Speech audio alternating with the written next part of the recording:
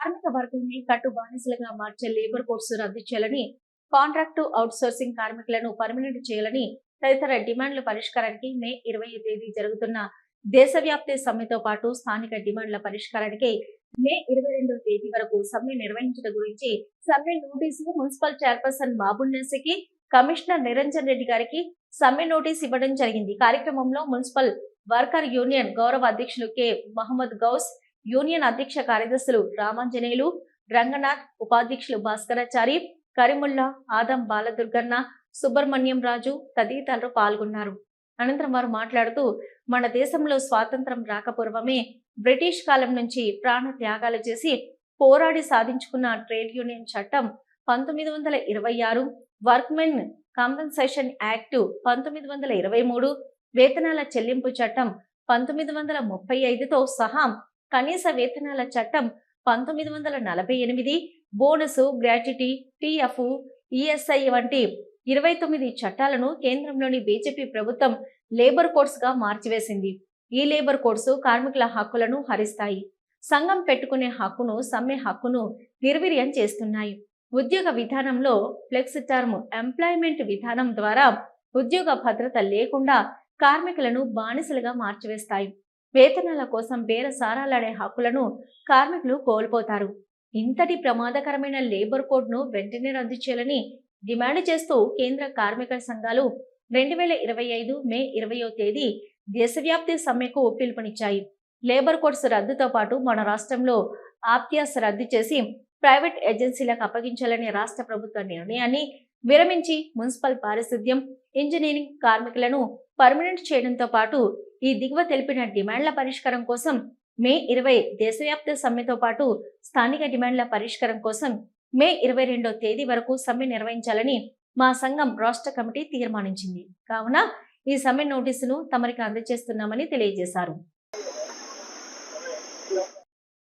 రద్దు చేస్తే ఆప్కాస్లో ఉన్న కాంట్రాక్టు అవుట్సోర్సింగ్ కార్మికులందరినీ పర్మనెంట్ చేయాలని, అలాగే మున్సిపల్ కార్మికులందరికీ గ్రాట్యుటీ 60 సంవత్సరాల నుండి 62 సంవత్సరాల రిటైర్మెంట్ బెనిఫిట్స్ కూడా ఇవ్వాలని చెప్పేసి దేశవ్యాప్తంగా మే 20వ తేదీ చేస్తున్నటువంటి సమ్మెను మున్సిపల్ కాంట్రాక్టు అవుట్సోర్సింగ్ కార్మికులందరూ జయప్రదం చేయాలని, మున్సిపల్ కాంట్రాక్టు అవుట్సోర్సింగ్ కార్మికుల సమస్యల పరిష్కారం మేరకు 21, 22వ తేదీన మన నంద్యాల జిల్లా వ్యాప్తంగా అన్ని మున్సిపాలిటీలు, కార్పొరేషన్లో పనిచేస్తున్న కార్మికులందరూ మెరుపు సమ్మె చేస్తున్నట్లు AP municipal workers and employees federation CITU అనుబంధం ఆధ్వర్యంలో విజ్ఞప్తి చేస్తున్నాము.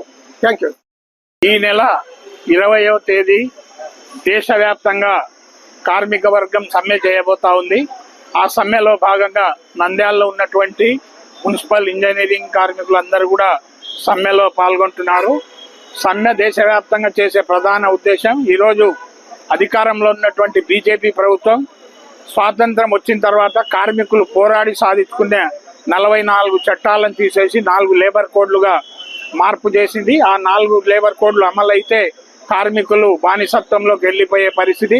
ప్రధానంగా సమ్మె చేసే హక్కు ఉండదు, వేతనాలు పెంచమని అడిగే హక్కు ఉండదు, ధర్నాలు చేసే హక్కు ఉండదు. ఇటువంటివన్నీ కూడా కార్మికులకు నష్టం కలిగించే పద్ధతులు ఈ 4 లేబర్ కోడ్లు ఉన్నాయి. అందుకే దేశవ్యాప్తంగా రేపు 20వ తేదీ 10 కేంద్ర కార్మిక సంఘాలు, దాదాపు 200 ఇండిపెండెంట్ సంఘాలన్నీ కూడా సమ్మెకు పిలిపి ఇవ్వడం జరిగింది. కాబట్టి నంద్యాల మున్సిపాలిటీలో ఉండే కార్మికులు అందరం కూడా సమ్మెలోకి పోతున్నాం. ప్రధానంగా మున్సిపల్ వర్కర్స్ 20వ తేదీ దేశవ్యాప్త సమ్మెలో పాల్గొంటారు. 21, 22 స్థానిక అంటే మన రాష్ట్ర సమస్యల మీద ప్రత్యేకంగా సమ్మె చేస్తున్నారు. ఈ 2 రోజులు రాష్ట్ర సమస్యలు వచ్చేసి ఈరోజు 62 సంవత్సరాలు మున్సిపల్ కాంట్రాక్ట్ వర్కర్స్కు పెంచాలని చెప్పేసి డిమాండ్ చేసినాం. ఇంతవరకు పెంచిన పరిస్థితి లేదు. ఆప్కాస్ ఎత్తేస్తామని చెప్తున్నారు. ఎత్తేయకూడదని చెప్పేసి మేము CITUగా డిమాండ్ చేస్తున్నాం. ఈరోజు 60 సంవత్సరాలు పూర్తి అయినాయని చెప్పేసి రిటైర్మెంట్లు ప్రకటించి ఇప్పటికే నంద్యాల మున్సిపాలిటీలో 6-7 మందిని రిటైర్ చేసినారు.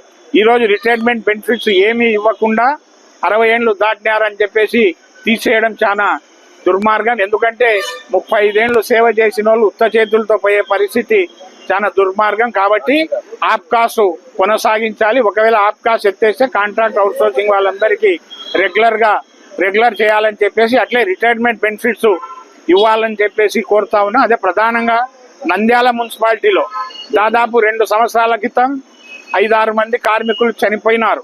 ఇంతవరకు వాళ్ళ కుటుంబాలలో ఒకరికి ఉద్యోగం ఇచ్చే పరిస్థితి లేదు. కాబట్టి ఆ కుటుంబాలు రోడ్డున పడిన పరిస్థితి ఉంది. కాబట్టి వెంటనే చనిపోయిన కుటుంబాలకు మున్సిపాలిటీలో ఉద్యోగం ఇవ్వాలి. అట్లే రిటైర్డ్ అయిన వాళ్ళకు కూడా కనీసం మున్సిపల్ కౌన్సిల్లో పాస్ చేసి 1 లక్షనో 2 లక్షలో లోకల్ మున్సిపాలిటీ ఫండ్స్ నుంచన్నా ఇచ్చే పరిస్థితి ఉండాలని చెప్పేసి